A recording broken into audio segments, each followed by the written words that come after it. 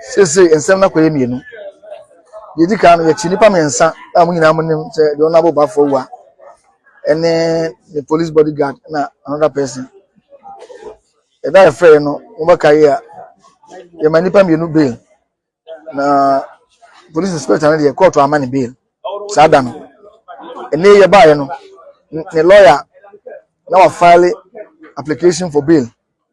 As application no nka ta che se na edibia koma abai lawyer for attorney general of Ewusunyane ya.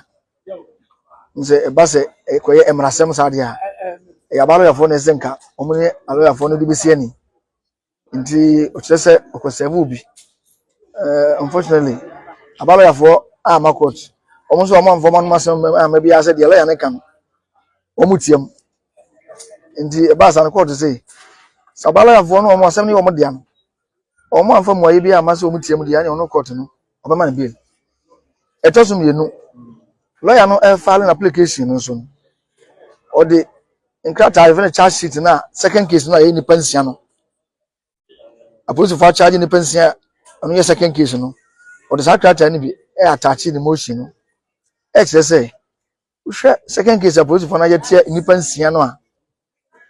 Omo che sa fe de omo hu nipa a omo atinipa omu kun no ade ne din kura ba se friend Brimah. In the second case on the tosunum. Samram no kase ono de ne ho aka wura.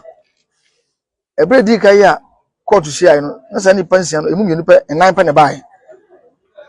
Tinan no ba no court ma emu mienu bail eye oba no eman mienu third and fourth accused persons.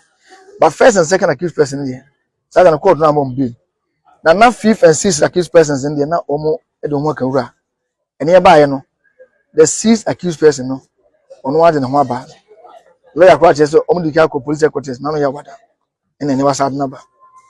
Enti de lawyer na kan say uhwe asem for police for dia to ni pension so no a enu mu de omo che say nipa simasi e fa no Brimah a wodwane ye hu no no kun Pooley say bona this kan wo no nipa ya tuom nyina no mo asem police for so mo che o police station no sa na omo nyina e ka say e Brimah no ne kun de lawyer na say de di kan no mo amode okunu din na say akire mo ayenhwe mo asa ko hu say nipa simasi ne kunu dia ene lawyer no ma police inspector no bail na a chese no ne kunu even though in some charge na dia tom so no enye no nko abatement kan ho chese mo bo ma yekumo bi eno so eno de da ho according to chese lawyer chese de kum no na nti ama court na ma ne bail ini ze hu de okunu dia na court ma ne bail